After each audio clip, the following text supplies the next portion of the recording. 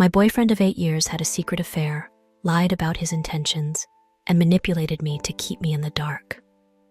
I'm Madison, 35 years old, and I just ended things with my boyfriend Ryan, who's 36. I discovered he had been cheating on me for the past 3 years. 3 years? I had no idea. My whole world has been turned upside down. We had just ironed out the details for him to move into my house, thinking we were finally moving forward after 8 long years together. How could I have missed the signs? Let me give you some background. I met Ryan back in 2015. I remember it like it was yesterday. We met at a mutual friend's birthday party. He was charming, with a smile that could light up a room, and he made me laugh like no one else. We clicked instantly and started dating shortly after. We were together until 2019. I broke up with him because we had some compatibility issues. I wanted marriage and kids, but he wasn't sure about marriage and wanted to wait until he was more financially stable. It was heartbreaking because I loved him, but I knew I couldn't compromise on my dreams for a family. Then, when the lockdown started in 2020, we started hanging out again. The world was in chaos, but being with Ryan felt like a slice of normalcy. After a while, he promised me that I was the only one for him and that he would work on the things I needed from him. We officially got back together towards the end of 2021. I was over the moon thinking we had overcome our past issues. For the most part, everything seemed great. I really believed he was making an effort in the areas I asked for. He was kind and thoughtful overall, and we never fought or even raised our voices at each other.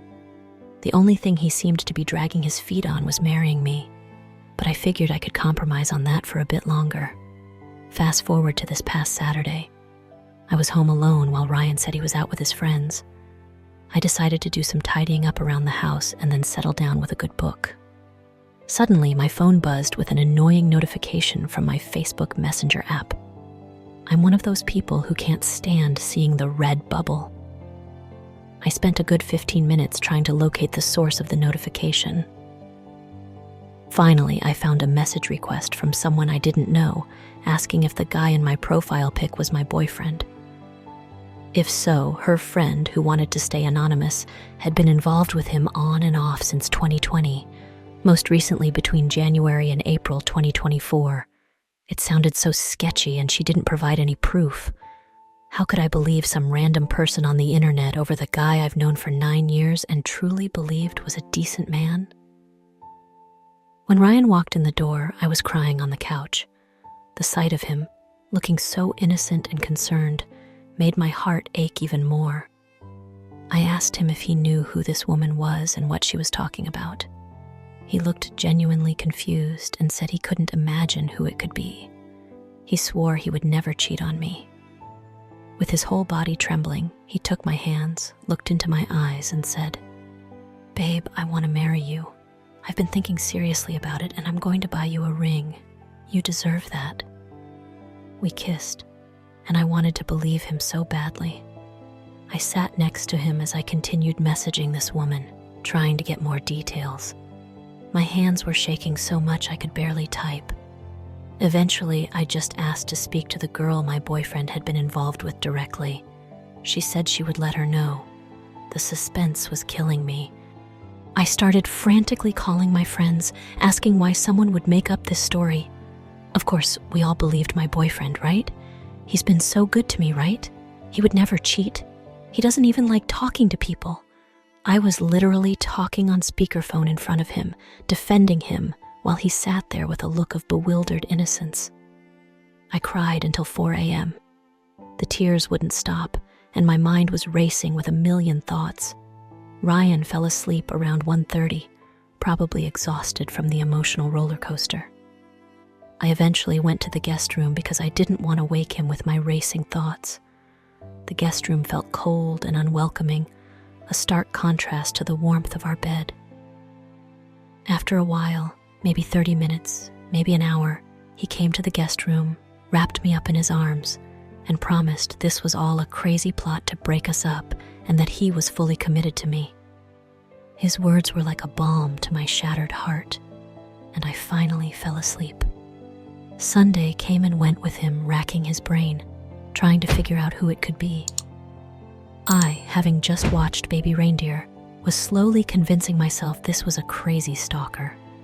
I said, "How do you even defend yourself in a situation like this?" And he heartily agreed. We spent the day together, trying to distract ourselves with movies and games, but the shadow of doubt lingered in the back of my mind. Monday morning, I went to work. I could barely focus on my tasks, my mind constantly drifting back to the situation. I was on People Finder websites trying to figure out who this woman was. She lives in a different state? What's her connection to my area? Is she a cousin, a friend? My curiosity and frustration grew with each dead end. Suddenly, I got a new Facebook message from her with just a phone number. I searched the phone number on a couple of scam number lookup sites and People Finder sites, but it didn't come back to anything. It felt like I was stuck in a never-ending nightmare with no way out. Sure that she wouldn't have any evidence and my boyfriend would be exonerated, I texted the number. I was confident, almost smug, thinking this would all blow over and prove Ryan's innocence. Soon, I got a message back. The woman on the other end seemed genuine, surprisingly sincere. She introduced herself as Emily and began to share her side of the story. She provided screenshots of messages from January and March of this year, pictures he had sent her. I immediately recognized his mom's house in one of them. My heart sank as the reality started to hit me. Emily told me they met on a dating app in 2020. She described their initial conversations, the excitement of their first few dates, and how she quickly fell for his charm. But their relationship was tumultuous. Ryan was hot and cold with her, sometimes passionate and attentive, other times distant and unresponsive. Emily would press him to define their relationship, craving stability and commitment, but he would just break it off, leaving her heartbroken. I still don't know if she was reinitiating things or if he was actively pursuing her. The evidence she presented became overwhelming. She said he broke up with her on April 1st, 2024, and she had finally had enough. But then she was having a sad girl moment, went scrolling on his page and stumbled across my freshly updated profile picture of me and him. This discovery was a blow to her, just as it was to me. She described the sinking feeling in her stomach, the anger, and the sadness that consumed her. Side note, I knew he had a Facebook. We were friends, but it wasn't a big deal to either of us. I never tagged him in anything. Neither of us changed our relationship status, and I hate taking pictures. So did he. There wasn't a lot of crossover, just a picture or two every other year since 2016, enough that she knew that I was with him first. Although it is strange because we were broken up when he met her, so I somewhat feel like the other woman in this twisted scenario. I confronted him with the evidence. My hands shook as I held out my phone, showing him the damning screenshots and pictures. I asked for my keys back and for him to leave. He said okay, and within 10 minutes, he had all of his things packed in his car. Barely a word was spoken. It was like he had rehearsed for this moment, his movements efficient and emotionless. I had to stop him to ask him to acknowledge that it was real for my sanity. He simply said yes, confirming my worst fears. His detachment was chilling. It was as if the years we spent together meant nothing to him. We talked again a couple of days later. I was still in shock, but needed answers.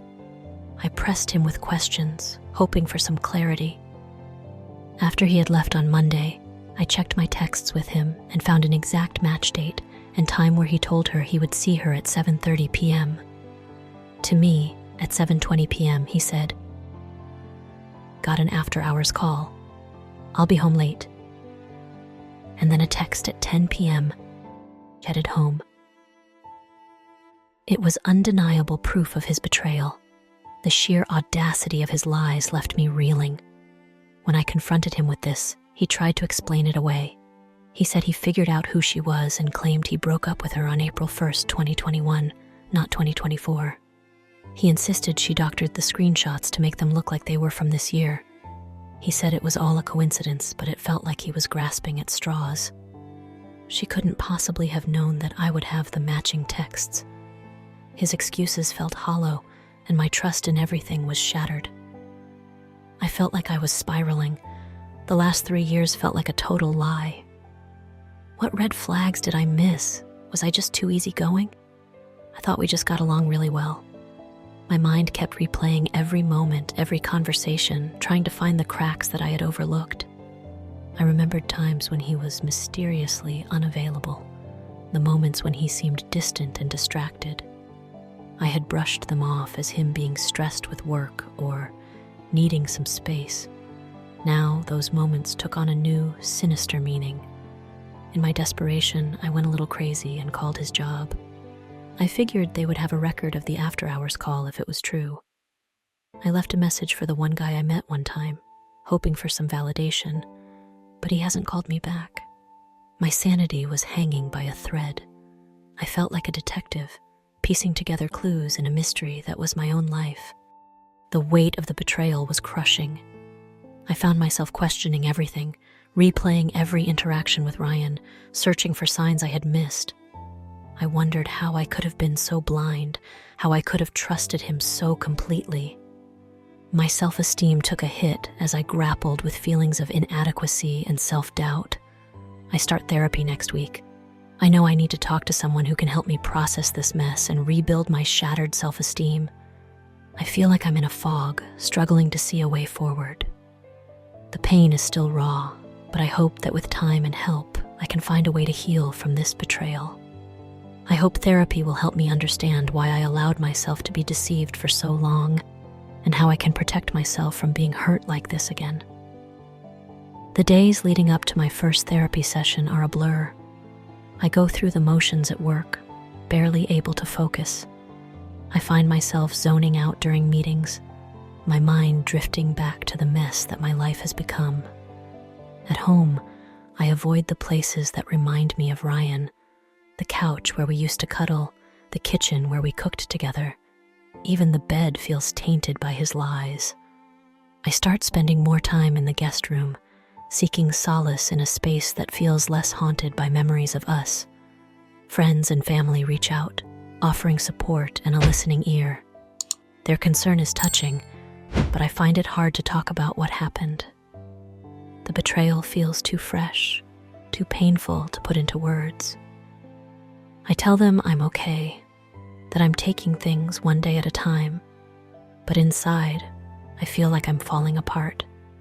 Their words of comfort and encouragement are appreciated, but they don't lessen the ache in my chest. As the day of my therapy session approaches, I feel a mix of anticipation and dread.